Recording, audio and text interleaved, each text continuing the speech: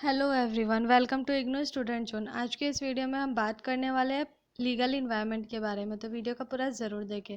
अगर आप इस चैनल पर पहली बार आ रहे हैं तो इसे सब्सक्राइब कर लीजिए और साथ ही साथ बेल आइकन को प्रेस कीजिए, जिससे मेरे आने वाले सभी वीडियोस के बारे में आपको जानकारी मिल सके। तो चलिए वीडियो स्टार्ट करते हैं। यह है IBO 1 का unit 1 introduction to international business environment का पॉइंट नंबर है 1.8 लीगल इन्वायरमेंट। तो चलिए इसके बारे में डिटेल में जानते हैं कि किस तरह से बिजनेस को अफेक्ट करता है और आखिरकार लीगल इन्वायरमेंट होता क्या है। तो चलिए इसके बारे में डिटेल में जानते हैं। Legal environment, every business firm operates with in the jurisdiction of legal system. तो जितने भी बिजनेस फर्म होते हैं वो लीगल सिस्टम के जुरिडिक्शन के अंदर ही ऑपरेट करते हैं। This is true of domestic as well as international firm. तो ये डोमेस्टिक फर्म के केस में भी होता है, साथ ही साथ इंटरनेशनल फर्म के केस में भी होता है। But the problem for the international firm is that the laws that they face in their home countries might be different from those encountered in the host country।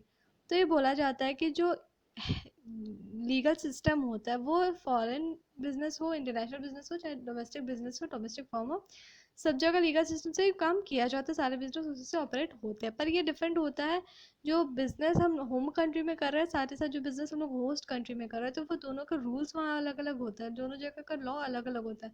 इसका मतलब ये है कि एक कंट्री का लॉ जो है वो दूसरे कंट्री में नहीं चलता है। तो उस हिसाब से जो बिजनेस को लेकर के भी जो भी लॉज है वो एक कंट्री का अलग होता है, दूसरे कंट्री का अलग होता है। Advertising laws in West Germany, for instance, are so strict that it is best advice for the international marketer to get himself good legal counsel before framing his advertising strategies in West Germany. Similarly, there exist laws in European countries preventing promotion of products through price discounting. These laws are based on the premise that such practices differentiate buyers.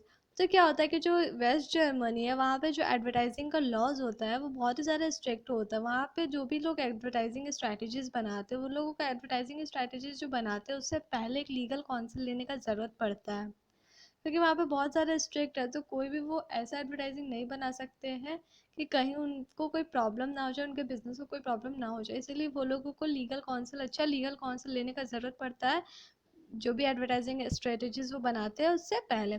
उसी तरह से जो European countries होते हैं वहाँ पे क्या होता है, जो प्रमोशन का, जो प्रोडक्ट का जो प्रमोशन होता है उसमें क्या होता है, प्राइस डिस्काउंटिंग होता है। वो लोग कम दाम में वहाँ पे प्रोडक्ट का अपना एडवर्टाइज करा सकते हैं। तो यहाँ पे देखा जाता है इससे क्या होता है, प्रोडक्ट का जो मतलब बिजनेस जो होता है वो दोनों कंट्री में क्या होता है उससे बहुत ज़्यादा इफेक्ट पड़ता है, क्योंकि एक जगह पे इतना ज़्यादा स्ट्रिक्ट होता है कि आप बिना कोई लीगल काउंसिल के आप अपना एडवर्टाइजिंग नहीं करा सकते अपना प्रोडक्ट का। वहीं दूसरी तरफ वो इतना ज़्यादा फ्री होता है, वहाँ पे प्राइस डिस्काउंटिंग हो जाता है।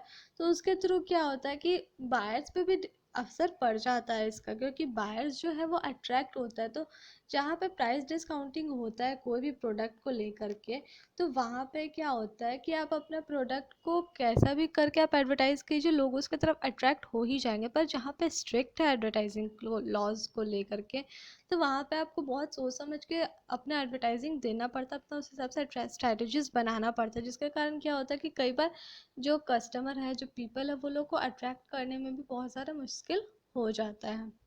Different laws exist only not only in the area of marketing mix variable but also for other business decisions like location of plant, level of production, employment of people, raising money from the market, accounting and taxation, property rights including immovable property and patent and trademarks, cancellation of agreements. तो जो अलग अलग laws जो होते हैं वो सिर्फ marketing mix variables के एरिया में ही नहीं होते हैं, बट बिजनेस के जितने भी डिसीजंस होते हैं, बिजनेस से रिलेटेड जितने भी डिसीजंस लिए जाते हैं, जो भी काम होता है, वो सब में भी अलग अलग लॉज होते हैं। सपोज़ कि यहाँ पे जैसे दिया हुआ एग्जांपल, जैसे लोकेशन ऑफ प्लांट है, level of production, employment of people, तो इस सब को लेकर के भी अलग अलग लॉज बनाए गए हैं। सपोज़ कि जो एम्प्लॉयमेंट ऑफ पीपल, तो यहाँ पे देखिए कि जो पब्लिक सेक्टर होते हैं उसमें अलग लॉ है, प्राइवेट सेक्टर के लिए अलग लॉ है।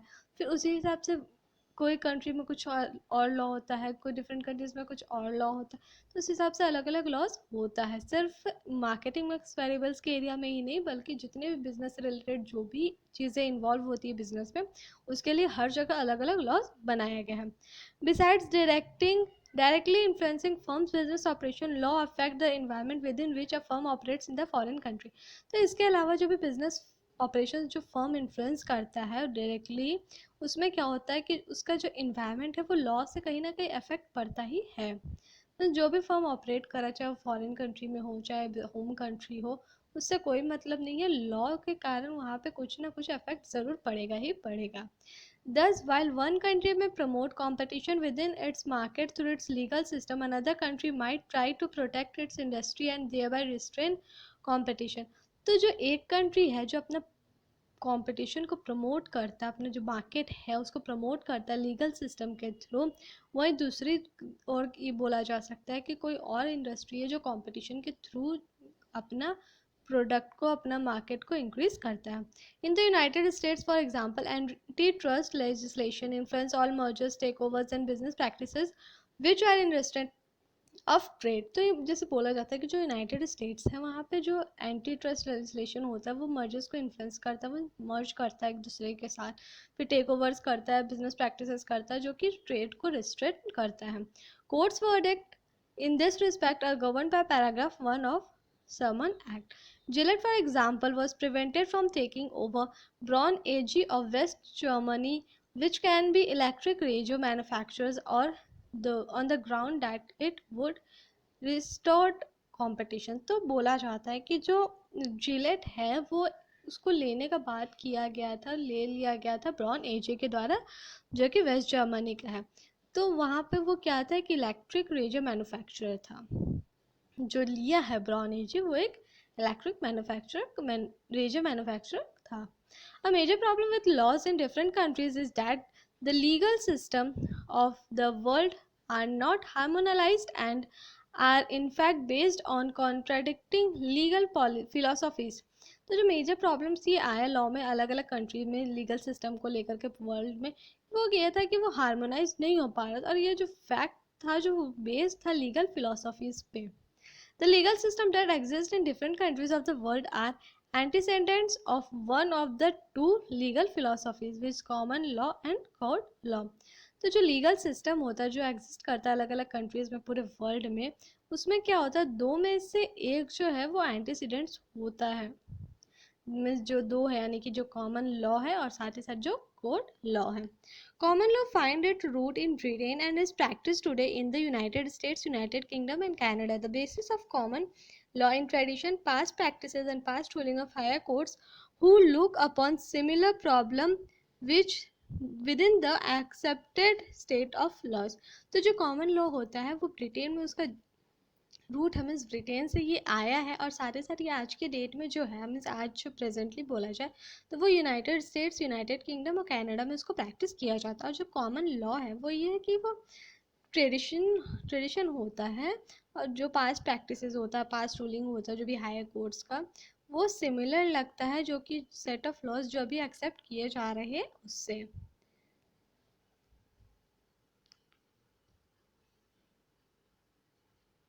Common law, on the other hand, is based on Roman law and is an all-inclusive system of written rules that encompasses all eventualities. तो जो कोड लॉ होता है वो एक रोमन लॉ है जो कि रिटन, इसमें क्या होता है कि रूल्स जो है वो रिटन फॉर्म में होते हैं, एक इंक्लूसिव सिस्टम होता है रूल्स का।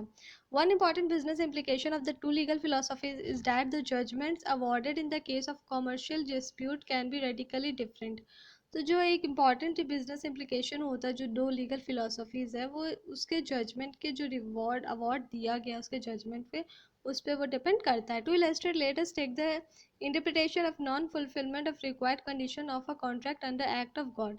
तो इस दोनों का जो है यानी कि जो कॉमन लॉ है और जो कोड ऑफ लॉ है उस दोनों का जो इंटरप्रिटेशन होता है नॉन फुलफिलमेंट का, जो उसका रिक्वायरमेंट जो है वो फुलफिल नहीं किया जाता उस कंडीशन में, कॉन्ट्रैक्ट है जो है act of law God, which what constitute an act of God in code law is not necessarily the same under common law. तो जो act of God है common code law के अंदर वो necessary नहीं है कि वो बराबर सेम ही हो common law के। Thus while strike by workers may be looked upon as an act of God in court law, it will definitely be not be a reason for non-fulfillment of the contract under the common law. तो अगर मान लो कि कोई worker strike में चाहता है, वो ये एक्ट ऑफ गॉड को देखता है कोर्ट लॉ के अंदर, तो इसका मतलब ये बिल्कुल भी नहीं है, इसका ये रीज़न बिल्कुल भी नहीं है कि उसका जो कॉन्ट्रैक्ट है वो फुलफिल नहीं किया जा रहा है कॉमन लॉ के तहत। बस दोनों अपनी जगह अलग अलग होता है। In the last few decades, efforts have been made to evolve international law. International laws deal with upholding orders. तो जो पास्ट के फ्यू डिकेट्स में देखा जा रहा है कि जो इंटरनेशनल लॉज जो इन्वॉल्व होते हैं उसमें बहुत ज़्यादा एफर्ट दिया जा रहा है, और साथ ही साथ जो इंटरनेशनल लॉज होते हैं वो ऑर्डर्स जो अपहोल्ड होते हैं, मीन्स जो ऑर्डर होते हैं एक्सपोर्ट इंपोर्ट को लेकर के, जो भी जिसका जो ऑर्डर होते हैं उसके बिजनेस को लेकर के, उससे वो डील कर रहा है। Originally these laws recognised only nations as entities, but today these laws also incorporate role played by individuals। तो जो ये लॉ है वो क्या करता है, पहले रिकॉग्नाइज किया गया था नेशंस में सिर्फ जो एक एंटिटी के तौर पे, पर अब ये लॉ जो है वो एक इनकॉर्पोरेट हो गया है जो कि हर एक इंडिविजुअल द्वारा उसको प्ले किया जा रहा है। ये लॉ अब सिर्फ एक एंटिटी बन के नहीं रह गया, ये लॉ को हर किसी को फॉलो करना है।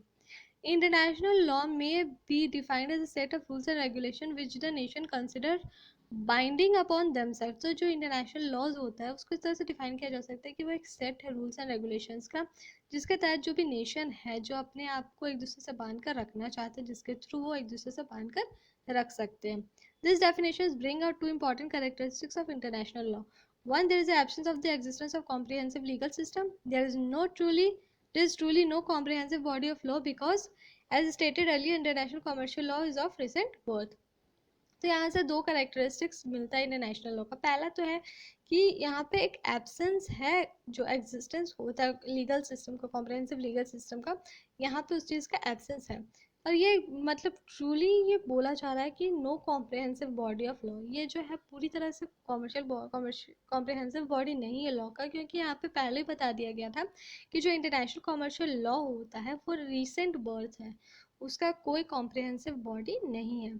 This has had a direct bearing upon the existing administrating authorities। तो इसका डायरेक्ट बियरिंग होता है जो एडमिनिस्ट्रेटिव अथॉरिटीज़ है जो बियर कर रहा है उसके लिए।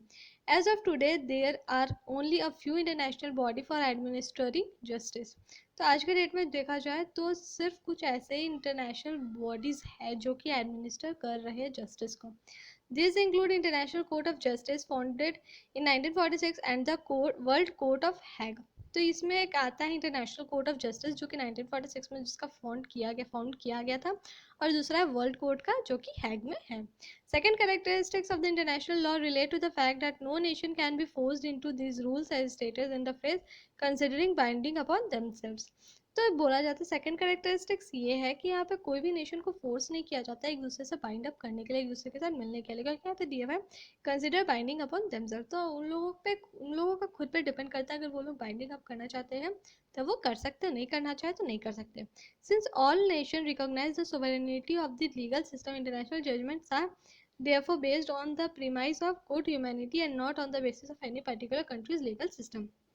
तो जितने भी नेशंस हैं वो रिकॉग्नाइज करते हैं जो सोवरेनिटी होता है लीगल सिस्टम का, और साथ ही साथ जो इंटरनेशनल जजमेंट्स होता है वो जो भी बेस्ड होता है जो गुड ह्यूमैनिटी पे, और साथ ही साथ जो बेसिस होता है कोई भी पर्टिकुलर कंट्री के लीगल सिस्टम पे। In the absence of law having jurisdiction over sovereign country, a major problem faced by an international business firm in which country's laws, which host country or home country or third country's law shall be binding in the case of a dispute। तो अगर मान लीजिए law का absence है कोई jurisdiction में, जिसमें jurisdiction हो और साथ ही साथ जो सोवरेन कंट्रीज के ओवर में हो, तो मेजर प्रॉब्लम फेस करना पड़ता है इंटरनेशनल बिजनेस फर्म को उस कंट्री के लॉ के तहत, यानी कि जो होस्टिंग कंट्री है या जो होम कंट्री है, जो थर्ड कंट्री लॉ है, वो लोग जब बाइंड करते हैं तो उसमें क्या हो जाएगा, उस केस में डिस्प्यूट हो जाएगा। Firm also need to be aware of different modes of the settlement of trade disputes and the role of International Chamber of Commerce Court of Arbitration। तो जो फर्म है उसको इस चीज़ का भी जानकारी होना चाहिए, इस चीज़ से भी अवेयर होना चाहिए जो डिफरेंट मोड्स होता है सेटलमेंट्स का, डिस्प्यूट जो ट्रेड डिस्प्यूट होता है उसके सेटलमेंट का क्या क्या मोड होता है उसके बारे में भी उन लोगों को अवेयर होना चाहिए। साथ ही साथ इंटरनेशनल चैम्बर ऑफ कॉमर्स का क्या रोल होता है कोर्ट ऑफ एप्लीकेशन में, वो भी उसके बारे में उसको भी जानकारी होना चाहिए। because the field of international law is wide, in this subsection we have made only an attempt to highlight some of the major legal issues. तो क्या हो जाता है कि जब हम लोग जानते हैं कि जो लीगल लॉ होता है, इंटरनेशनल लॉ होता है फिल्म का, वो बहुत ही ज़्यादा वाइड होता है। तो ऐसा सब सेक्शन होता है जहाँ पे क्या होता है कि बहुत सारा अटेम्प्ट किया जाता है, कुछ लीगल इश्यूज पे भी अटेम्प्ट किया जाता है। A detail discussion of various legal aspects is provided in unit 16 14 to 16। इसके बारे में डिटेल में यूनिट 14 टू 16 में दिया गया है। तो आई होप आपको लीगल इन्वायरमेंट से रिलेटेड सारी जानकारी अच्छी तरह से समझ में आ गई होगी। किसी भी तरह का कोई डाउट रह जाता है तो मुझे कमेंट करके कमेंट सेक्शन में ज़रूर पूछे। मैं पूरी कोशिश करूँगी आपके सारे डाउट्स को क्लियर करने के लिए। वीडियो कैसा लगा कमेंट करके बताएं। वीडियो को लाइक करना ना भूलें। अगर आप इस चैनल पर पहली बार आ रहे हैं तो चैनल को सब्सक्राइब ज़रूर कर लें।